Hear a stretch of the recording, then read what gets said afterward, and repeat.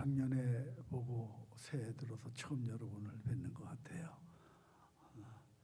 1년 동안 잘들 계셨는지. 봄은 사계절 중에 참 좋은 계절입니다. 지금 이제 봄이 되니까 제가 사는 지역에는 이제 논밭을 갈고 지금 뭐 씨를 뿌리고 벌써 야단들입니다. 어쨌든 이 봄에 여러분들 뵈니까 참 좋은데, 문제는 이 봄이 점점 자꾸 짧아지고 있다는 거예요. 이게 문제예요. 우리가 봄을 만끽하기도 전에 계절이 바뀌어요. 조금만 있어 보세요. 지금 뭐 아직 뭐 패딩도 입고 오시고 뭐 그러신 분들이 있는데 이제 더워서 못 살겠다고 또 야단일 거예요. 언제 봄이 왔나, 언제 봄이 갔나 생각할 겨를도 없어요. 사실은 이제 좀 있으면은. 우리 생각으로는 봄이 좀 길어가지고 봄 기운을 오래도록 누리고 말이에요. 그럼 살면 좋겠는데, 근데 왜 봄이 짧으냐? 왜 봄이 짧으냐? 어느 글을 보니까 어떤 분이 재미있는 얘기를 했어요. 여름, 겨울, 가을은 다 두 자인데 봄은 한 자밖에 없어 그렇다. 그래서 봄이 짧게 간다는 거예요. 이 짧은 봄에 우리가 그 정취를 많이 즐기며 살았으면 좋겠어요. 오늘날 우리 현대인들이 가진 특징 중에 하나가 있어요. 여러분, 신념이라는 게 있잖아요. 또 신앙이 있고요. 신념과 신앙. 근데 이 신념과 신앙은 달라요. 대부분 사람들은 신념을 가지고 살려고 그래요. 자꾸 신앙과 구별을 못해요. 신념은 자기를 믿는 거예요. 사실은 신념이라고 하는 거는 자기 지식, 자기가 가진 경험, 또는 때로는 무슨 재물 이런 거, 또 젊은 사람들은 그 젊음, 패기, 이런 데 신념이 가득해요. 그러나 신앙은 뭐예요? 우리 천지 만물을 지으시고 다스리시는 전지전능하신 하나님, 절대자 하나님이잖아요. 그분을 믿는 믿음, 그게 신앙이에요. 신념과는 가치가 다르고 차원이 달라요, 사실은. 근데 오늘 우리 현대인들은 신념이 너무 강해요. 신념이 너무 강해요. 때로는 자신을 너무 과신해요. 그러다 보니까 하나님 없이도 살 것처럼 그렇게 생각들을 많이 해요. 자신의 신념으로 모든 것을 나는 할 수 있다. 자신감을 갖는 건 좋은데 잘못된 거죠. 자신의 젊음, 건강, 지식, 경험, 물질, 그것만 자꾸 의존하고 말이에요.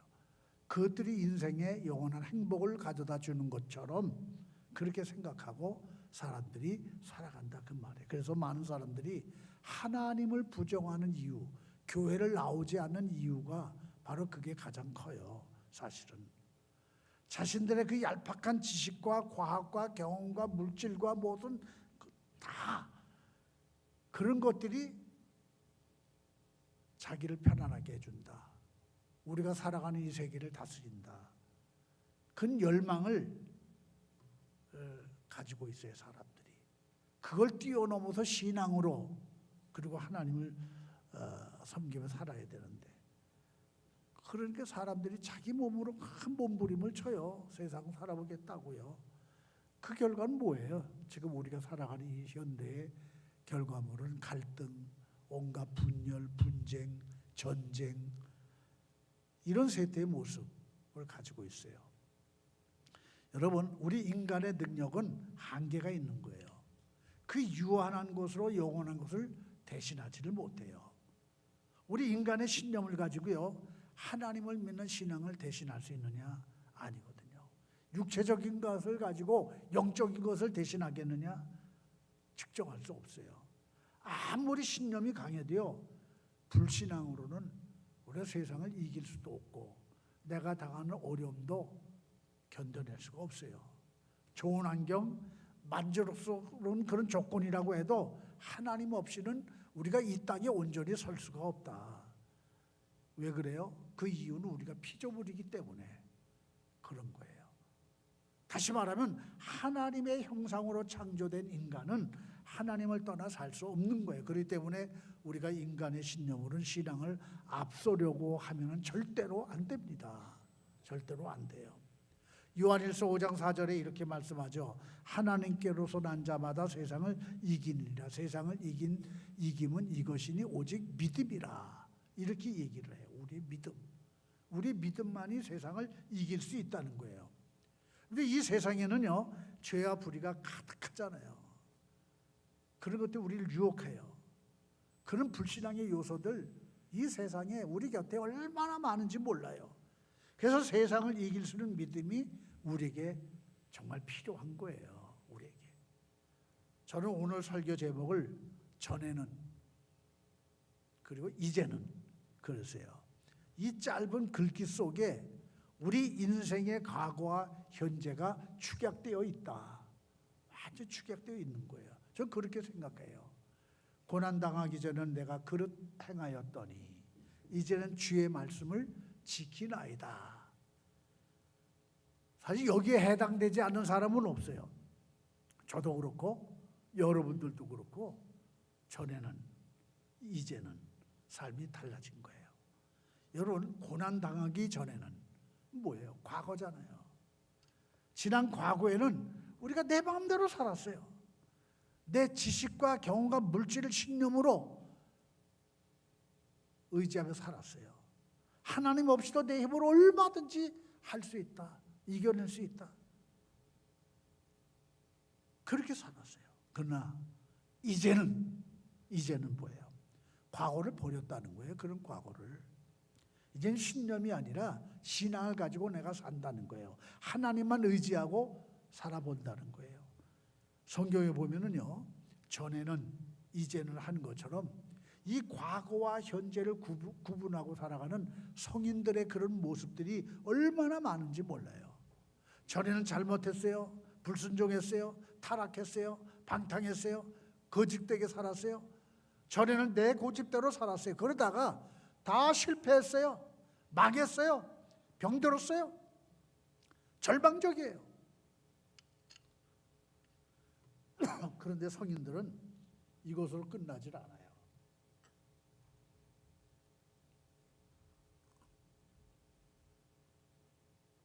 그 속에서 하나님의 은혜를 발견해요. 그 실패와 좌절이 내게 교훈이 되는 거예요. 신앙을 가지고 살아가는 사람들은 깨닫는 게 많아요.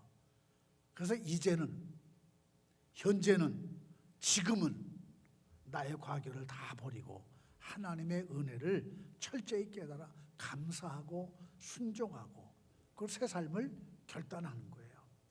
그래서 성경에 보면은 전에는, 이제는 이런 말씀이 참 많아요. 베드로전서 2장 10절을 보게 되면 너희가 전에는 주의 백성이 아니더니 이제는 하나님의 백성이요. 너희가 전에는 긍휼을 얻지 못하더니 이제는 긍휼을 얻은 자니라.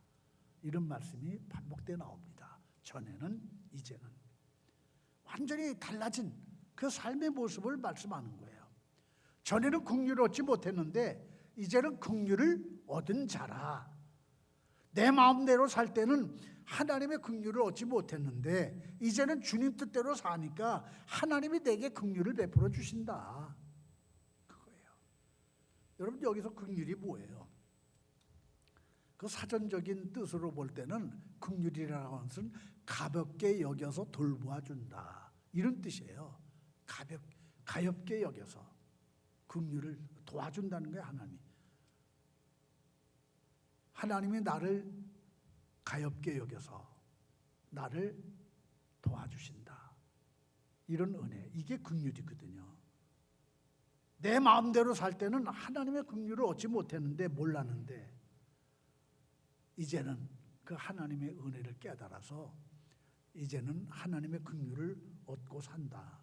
오늘 여러분들에게 이제부터 이런 긍휼의 은혜가 충만하시기를 바랍니다. 실패한 사람들을 가볍게 여겨서 돌봐주실 거예요.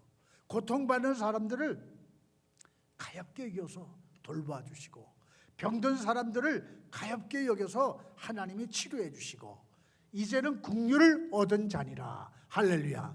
이제는 긍휼을 얻은 자라. 나는 긍휼을 얻었어. 우리가 잘 아는 탕자의 비유가 있잖아요, 여러분. 그가 전에는 방탕하고 타락하며 살았죠. 재산도 다 탕진했어요. 그러다 흉년이 들어서 돼지 우리에 들어가 삽니다. 돼지 먹이를 주워 먹으며 같이 살아요. 그러다가 아버지 집으로 돌아가는 길만이 내가 살 길임을 깨닫고 회개하는 그런 마음으로 아버지께 돌아가기로 결단하고 갑니다. 여러분들, 이 비유는요, 우리 현대인의 삶을 그대로 보여주는 거예요. 이 탕자의 비유는 우리들의 삶을 비춰줘요. 여러분들 잘 들으세요. 오늘 우리가 당하는 고난이 있다면 그것은 하나님이 나를 부르시는 그런 음성임을 꼭 기억하기를 바랍니다. 오늘 우리가 당하는 고난은 하나님께로만 돌아가야 살 수 있다는 깨달음을 주기 위한 하나님의 책칙이고 음성이고 부르심이에요.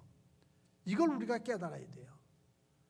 이제 우리가 자기 편의, 자기 주장, 자기 생각, 자기 이익만을 추구하던 그런 지난날의 욕심을 다 벗어버리고 겸손히 낮아진 자세로 하나님께로 돌아가는 거예요. 하나님 말씀에 더 깊이 귀를 기울이고 그 말씀을 따라 살기로 다짐하고 말해요. 매일매일. 이 길만이 우리가 바로 하나님의 긍휼을 얻을 수 있는 길이에요. 여러분들 잘 들으세요. 고난을 통해서 우리 자신이 변화되지 않으면요, 그 고난은 끝이 없어요. 계속 가는 거예요. 고난 받으며 사는 거예요. 시련 당하며 사는 거예요. 아픔을 겪으며 살아가는 거예요. 그러나 고난을 통해 우리가 변화될 때 그 교만과 어리석음을 다 던져버리고 겸손과 온유함으로 하나님 앞에 나가서 그 말씀을 따라 살아가려고 할 때 그때 고난은 우리를 유익한 길로 인도해 주는 거예요. 내 삶이 이제는 완전히 바뀌어지는 거예요. 전에와 이제의 삶이 달라지는 거예요. 탕자가 아버지께 돌아왔을 때 아버지는 뜻밖에도 그를 크게 환영을 해줘요. 그렇죠? 긍휼을 베풀어 주셨어요. 송아지를 잡으며 온 동네 사람들을 초대하고 잔치를 벌려요. 죽었던 아들이 살아왔다고 얼마나 기뻐하는지. 오늘 우리가 하나님께 나가면 하나님께서 크게 기뻐하시며 우리에게도 그런 긍휼을, 은혜를 내려주실 줄로 믿습니다. 이런 아버지의 사랑을 받은 탕자가 어떻게 됐어요? 전에와 이제의 삶이, 과거와 현재의 삶이 완전히 달라진 거예요. 전에는 아버지를 떠나 제 마음대로 탕진하고 방탕하고 살았지만 이제는 그의 삶이 완전히 바뀌었어요. 달라졌어요. 쪽박을 차고 살던 삶이 이제는 대박을 누리게 됐어요. 언젠가 어느 분의 글을 읽고 은혜를 받았어요. 여러분, 요 조그만 한 숟가락, 티스푼 한 숟가락의 그 소금을 이런 작은 물컵에다가 넣으면 어떻게 될까요? 짠맛이 나요. 짠맛이 굉장해요. 이렇게 소금을 넣으면은. 근데 그 한 숟가락의 그 소금을 큰 가마솥에 넣으면은 어떻게 될까? 짠맛을 몰라요. 짠맛을 몰라요. 근데 우리 인생의 고통도 이 소금과 같다는 거예요. 이 소금과 같다. 여러분들, 그런 작은 물컵이 되지 말고 큰 그릇이 되라는 거예요. 작은 물컵 되지 말고. 여러분들 잘 들으세요. 소금의 염도는요, 소금의 양이 문제가 아닙니다. 그 염도는 소금의 양이 아니에요. 염도는 그릇의 크기에 따라 달라지는 거예요. 염도는. 인생의 고통도 그와 같다 그 말이에요. 부피나 크기에 있는 게 아니라 그것을 받아들이는 사람의 그릇, 그 소금의 양이 문제가 아니라, 고통의 크기가 문제가 아니라 내가 그걸 받아들이는 그릇, 그 믿음의 그릇, 거기에 따라 달라진다 그 말이에요. 그 믿음의 그릇에 따라서. 그래서 어려움 당하는 사람들은 믿음의 그릇을 크게 가져야 돼요. 여러분, 믿음은 그릇이지만 긍휼은 하나님의 축복의 내용이에요. 우리가 예수를 구주로 믿고 나면은 아무개가 전에는 긍휼을 얻지 못하더니 아무개가 이제는 하나님의 긍휼을 얻었네. 아무개가 다 죽어가더니 이제는 아무개가 살았네. 그게 하나님의 긍휼이에요. 그 가족들, 이웃들 간직하게 되는 거예요. 간직하게 돼요. 옛날에 제가 있었던 교회 어느 집사님이, 제가 어느 교회 여기 오기 전에 일이니까 어느 교회 오면 아시잖아요. 인고 부부 집사가 있었어요. 젊은 집사가. 근데 어느 날 저한테 전화가 와서 울산을 간다고 그래요. 왜냐하면 울산에 출장을 간 남편이 울산 거의 다 가가지고 고속도로 갓길에 차를 세워서 서류를 정리하고 있는데 뒷차가 와서 화물차가 추돌한 거예요. 그래서 큰일 났다고, 병원에 내려간다고, 목사님 기도 좀 해주세요, 울며 불며. 그런데 며칠 후에 또 연락이 왔어요. 임종했다고, 죽었다고. 그래서 장례를 치르게 되는데, 장례 치르는 동안에 이 부인 집사가 얼마나 슬퍼하고 후회하고 애태우면서 회개하는지 몰라요. 그 부인의 말을 듣고 저도 깜짝 놀랐어요. 누가 봐도 다 인고 부부였어요. 부부 사이가 얼마나 좋은지 몰라요. 그런 인고 부부였는데, 근데 그때서 제가 듣고 깜짝 놀란 게 뭐냐면, 그렇게 인고 부부로 살면서 남편에게 예수 믿어라, 교회 다니자 한마디를 못했대. 세상에 이럴 수가 있어요? 그렇게 인고 부부로 살면서, 그렇게 남편을 사랑하면서 어떻게 교회 가자, 예수 믿어보자 한마디를 못했는지 그게 후회가 돼서 장례식 내내 울면서 통곡하면서 회개하는 거예요. 여러분들 그렇습니다. 인생이 긴 것 같아도요, 우리에게는 기회가 항상 있는 게 아니에요. 지금이 마지막 기회다 하는 그런 마음을 가지고 우리가 살아야 되는 거예요. 지금 예수는 지금도 우리 앞을 지나가셔요. 구원자 예수, 치료자 예수. 근데 그 예수를 만나는 사람마다 어떻게 돼요? 인생이 바뀌는 거예요. 꿈이 바뀌는 거예요. 삶이 바뀌는 거예요. 병을 고치는 거예요. 근데 그 놀라운 예수님이 지금도 우리 앞을 찾아가십니다. 지나가십니다. 이 얼마나 놀라운 기회입니까? 매일매일이. 삭개오에게 놀라운 기회가 왔었잖아요. 12의 혈들 중 앓는 그 여인에게도 예수님이 지나가셨어요. 귀신 들린 딸을 둔 여인에게도 그 앞을 주님이 지나가셨어요. 중풍병자에게도 그런 기회가 있었어요. 실패한 자, 고난당하는 자 다 기회가 있었어요. 전에와 이제의 삶이 그래서 완전히 달라지는 모습을 우리는 성경을 통해서 보게 됩니다. 이런 천재일류의 기회, 이런 기회를 놓치지 않고 주님을 만나려고 하는 그런 간절함, 그런 믿음을 가지고 다 고침을 받는 거예요. 이사야서 12장 1절 보세요. 놀라운 말씀이 있습니다. 주께서 전에는 내게 노하셨으나, 전에는 내게 노하셨어. 근데 이제는 주의 진노가 돌아섰고, 할렐루야. 전에는 내게 노하셨는데 이제는 하나님의 주의 진노를 거두셨어. 여기서도 전에는 이제는 이렇게 하면서 확연히 달라진 그런 모습, 그런 삶을 우리에게 가르쳐 주는 거예요. 제가 이제 은퇴한 지 벌써 5년, 햇수로 이제 6년째 돼 가고 있는데, 목회할 때는 설교를 수없이 하잖아요. 많이 설교하죠.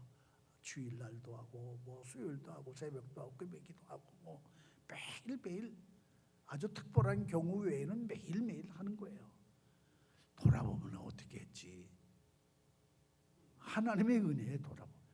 요즘은 오늘 오려고 설교를 하는데 얼마나 오랫동안 설교 준비를 했는지 몰라. 내가 한 주간 2주간 동안 설교하고 왔어요. 준비를 하고. 근데요, 이 목사의 공중예배 설교는 어느 개인 한 사람을 위해서 하는 게 절대 아닙니다. 어느 한 사람을 위해서 준비하지 않아요. 가끔 우리 교회 안에 성도들 가운데 보면 지금은 이제 우리 조 목사님 할 때는 안 그렇겠지만은 제가 옛날에 할 때는요. 제가 설교하면 뒤돌아보는 성도가 있어. 그게 뭔지 아세요? 누굴 찾는 거야. 아, 오늘 이 말씀은 누가 들어야 되는데, 아무 개가 들어야 되는데 왜 안 왔어? 안 왔어? 이러고 찾아. 자기가 들어야 되는데 남이 들어야 되는 것처럼 이렇게 생각하는 경우들이 많았어요, 여러분들. 여러분들 교회 안에 있는 모든 성도는 다 공통 분모를 가지고 있어요. 똑같은 거예요. 그래서 모든 사람을 위해서 준비하는 거예요. 설교는 누구 유독 한 사람 들으라고 하지를 않습니다. 그러나 저는 오늘 이 설교 준비를요, 사실 2주간 동안 하면서 우리 이진학 장로님 위해서 기도하면서 했어요. 이 설교 준비를. 하나님, 전에는 노하셨지만은 이제는 주의 진노를 거둬주세요. 전에는 그릇 행했지만은 이제는 주의 말씀을 지키며 살려고 애쓰는 분입니다. 아프기 전에는 하나님의 긍휼을 얻지 못했는데 이제는 하나님의 긍휼을 얻었노라 간증하면서 하나님의 빛을 나타내면서 여생을 살게 해주세요. 저 정말 눈물로 기도하면서 설교를 준비했어요. 저도 여러분들 죽다 살아났잖아요. 꼭 1년 됐네요. 만 1년. 작년 2월 1일 날 쓰러져서 2월 24일 날 태우려가지고 집에 들어왔어요. 그때 세브란스에서도 주치들이 못한다고, 안 된다고 하는 그런 거를 어떻게 하나님이 내게 긍휼을 베풀어 주시려고 그 유명하다는 일본의 의사들을 보내주셔서 그래서 저를 치료해 주셨어요. 전 상상도 못할, 돈도 없어요. 제가 일본에 가서 뭐 고치든지 일본의 의사들을 불러오면 되는데 뭐가 있어야죠. 그 경비가 얼마나 많이 나겠어요. 근데 하나님이 제 형편을 아셨는지 그 일본의 의사들이 왔다고요. 제 발로들. 그 저를 고쳐주셨어요. 하나님이 긍휼을 베풀어 주신 거예요. 남은 여생 너 또 빛을 나타내며 살아라. 간증하며 살아라. 사실 이 간증 얘기 그래서 제가 여러 곳 교회들마다 가면서 많이 간증하고 있어요. 하나님, 남은 여생 하나님의 빛을 나타내면서 살게 해주세요. 자녀들에게나 이웃들에게나 성도들에게 간증하게 해주세요. 사실 이 기도가요, 사실은 여러분 우리 이진학 장로님 위한 기도가 아니에요. 우리 모두의 기도예요. 여러분의 기도예요. 이거는 여러분의 삶이고요. 어느 한 분의 기도가 아니에요. 우리가 사선조를 보내고 있지만은 주님의 고난과 우리가 당하는 고난은 차원이 다르잖아요. 어떻게 주님의 고난과 우리의 고통을 견줄 수가 있겠어요? 안 되죠. 그러나 우리는 전에는 이제와 삶이 완전히 확연히 달라지는, 그걸 위해서 우리가 기도하는 거예요. 주님 뜻대로 살겠다고. 여러분, 우리가 세상 살 때는 많은 고난을 겪어요. 뭐 고난의 종류도 참 많죠. 제가 꼭 2년 된 것 같아요. 집사람은 어딜 양평에서 가겠는데 차 앞차들이 막혔어요. 그래서 탁 섰어요. 근데 제 뒤를 따라오던 차가 왜 꽉 막는 거예요. 생각지도 않았는데. 난 그렇게 50년 넘게 운전을 해서도 그런 사고는 처음이에요. 제가 사실은 교통사고로 입원하기도 처음이고, 그래서 일주일 열흘 넘게 병원에 입원했었어요. 우리 둘이서. 여러분들에게 내 얘기도 안 했지만은 그래서 치료를 받고 다녔어요. 한 달 동안을. 온몸이 멍투성이고 그냥 막 시커멓게 말해요. 이런 애매한 고난이 어디 있어요?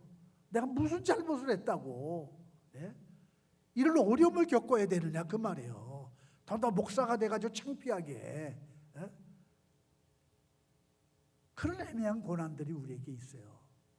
또 죄를 짓기 때문에 그렇잖아요. 우리가 범죄하고 죄 짓면 어떻게 돼요? 고난을 겪죠. 어려움 당하죠.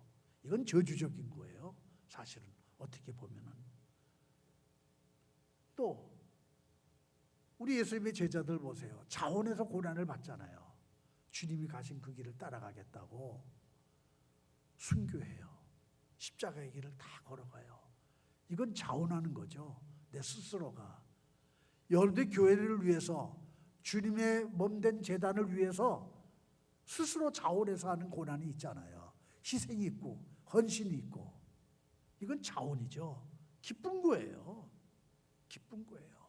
감사하고 즐거운 거고. 그러나 여러분, 어떤 고난이든 상관없어요. 오늘 본문 71절을 보세요. 고난 당한 것이 내게 뭐라고요? 유익이라. 고난 당한 것이 내게 유익이라. 어떤 고난이든 이로 말미암아 내가 주의 율례들을 배우겠나이다. 주의 말씀을 깨닫게 되는 거예요. 실패의 자리에서, 고통의 자리에서, 병상에서. 그래서 깨닫는 거예요. 아하, 이게 내게 유익이야. 왜? 하나님의 말씀을 깨닫게 돼서. 전에와 이제는 확연히 달라지는 삶을 주시는 하나님의 말씀을 깨닫게 돼서 정말 감사하다. 여러분들 잘 들으세요. 어떤 고난이든 시련이든 그건 하나님의 책찍이고 하나님이 사랑한다는 도구임을 여러분들 꼭 기억하시기를 바랍니다. 하나님은 왜 나한테 이런 아픔을 주셔? 왜 시련을 주셔? 우리 가정에 왜 고통을 주셔? 그게 아니에요. 그걸 통해서 하나님이 깨닫게 해주시는 거예요. 사랑의 도구라는 거예요. 하나님의 책찍이라는 거예요. 그걸 알라는 거예요. 그때 우리는 고난을 통해서 깨달아야 돼요. 고난을 통해서 더 겸손해지고 또 더 낮아지고 고난을 통해서 지혜로워지고 새로운 시각을 갖게 되고 하나님의 사랑을 배우고 하나님이 무엇을 이루려고 내게 이러는 시련을 주시나 아픔을 주시나 이걸 여러분들 찾는 거예요. 이걸 찾는 거예요. 이게 바로 신앙입니다.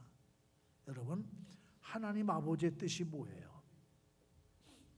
특별히 이 사순절 기간에 우리가 하나님 아버지의 뜻을 찾으려고 나를 대신해서 십자가의 길을 가시는 우리 주님 그 고난을 우리가 묵상하면서 지낸 이 사순절 기간에 우리가 어떻게 하면 하나님 아버지의 뜻을 이루어야 되는가? 하나님께서 왜 예수님이 이 땅에 보내주셨나? 그 독생자 아들을. 또 세상에 오신 주님이 그 십자가의 길을 달려 죽기까지 왜 온갖 그 고난을 자처하시나? 왜 그 고난을 자처하셔? 그 이유가 뭘까? 딱 한 가지예요. 구하라는 거예요. 구하라는 것. 세상을 구하라는 거예요. 사람을 구하라는 거예요. 그 외에는 아무것도 없어요. 성경 보면 하나님을 믿지 않는 사람들과 관련해서 가장 많이 등장하는 단어가 있어요. 그 단어가 뭐냐? 오라는 단어예요. 오라. 하나님을 믿지 않는 사람들 향해서 주신 말씀이 와라, 와라. 이사야서 1장 18절 보세요. 와라, 우리가 서로 변론하자. 와. 이사야 55장 1절에 너희 목마른 자들아 물러 나오라. 돈 없는 자도 와라. 이렇게 얘기를 해요. 오라는 거예요. 오라는 거. 마태복음 11장 28절 우리가 잘 알잖아요. 수고하고 무거운 짐진 자들아 다 내게로 오라. 다 와. 왜 안 오고 그러냐? 와야 살 길이 있는데 와. 마태복음 4장 19절에 나를 따라오라. 내가 너희로 사람을 낚는 어부가 되게 하리라. 와라. 뭐 시간이 없어 다 말씀을 제가 못 드려요. 오라는 단어가 얼마나 많은지. 여러분들이 단비교회에 왔기 때문에 구원을 받은 줄로 믿습니다. 오라는 음성을 듣고 왔기 때문에 이제는 새로운 삶을 살게 되는 줄로 믿습니다. 그런데 이제 구원받고 여러분들처럼 구원받고 직분받은 사람들에게 소명과 관련해서 하나님이 주시는 단어가 또 하나 있어요. 말씀이. 그게 뭐냐? 가라는 거예요. 가라. 이제 가. 그냥 집으로 가라는 얘기 아니에요. 세상으로 가라는 얘기가 아니야. 이제 가. 너희들 가. 마태복음 28장 19절에 있어요. 너희는 가서 모든 족속으로 제자를 삼아. 가라는 거예요. 사람을 구하기 위해서 가라. 누가복음 19장 30절에 너희는 맞은편 마을로 가라. 맞은편 마을로 가. 사도행전 7장 3절에 그러죠. 내가 내게 보일 땅으로 가라. 내가 너에게 보여줄 땅, 비전의 땅으로 가서 복음을 전해. 사도행전 22장 21절에도 가라. 내가 너를 멀리 이방인들에게로 보내리라. 가라. 가라는 단어가 또 얼마나 많은지 몰라요, 여러분. 어디로 가요? 못하러 가요? 전도하러 가는 거예요. 한마디로 전도하러 가는 거. 여러분, 이 사순절 기간에 나를 위해서 고난받으시 주님을 전하는 거예요. 그 전하기 위해서 가는 거예요. 우리에게 생명을 주시기 위해서 부활하신 예수를 전하는 거예요. 그게 사순절 기간이에요. 특별히 이 지역사회에 아직도 하나님을 알지 못하는 사람들이 너무 많이 있잖아요. 얼마나 많아요. 가라.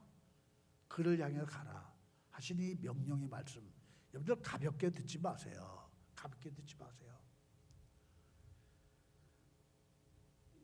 매주 우리 교회가 기관별로 토요일날 모여서 전도를 하는 줄 믿습니다. 이번 토요일은 어느 기관 누구 이러고 저한테도 문자를 와요. 그냥 나보고도 오라는 건가?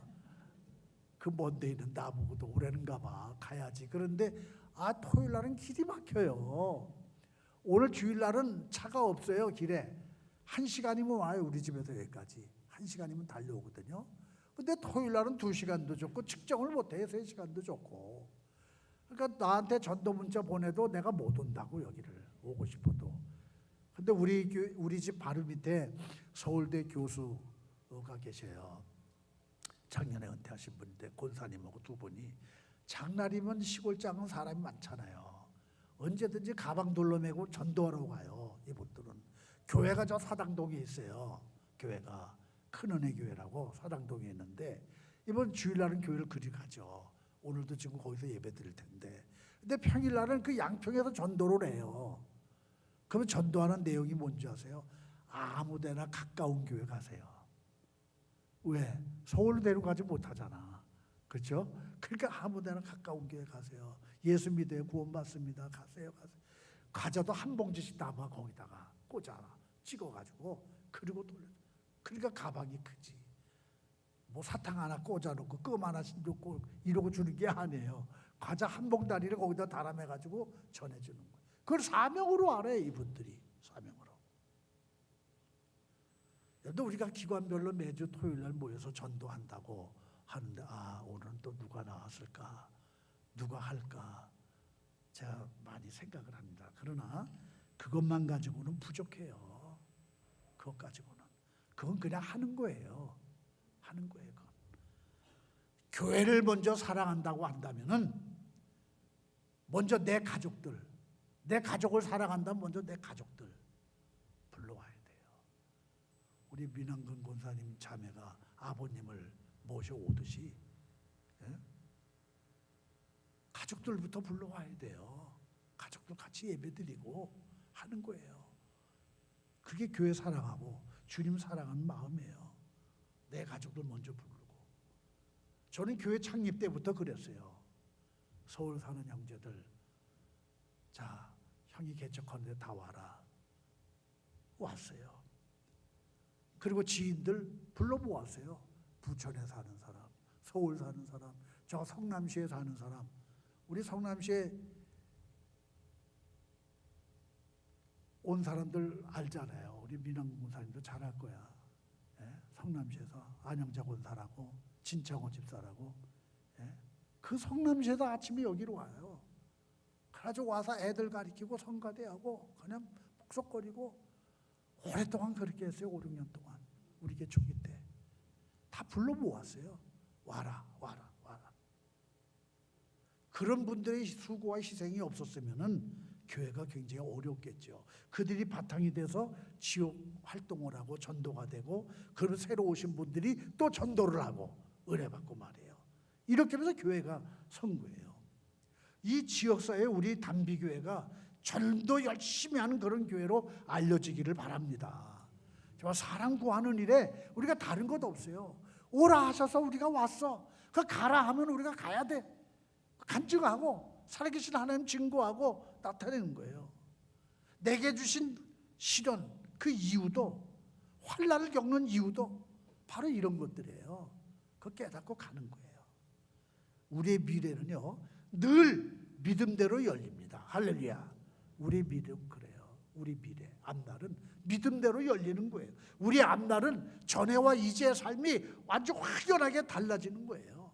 그럴 때 전에는 내가 신념으로 살았다면 이제는 신앙으로 사는 거예요.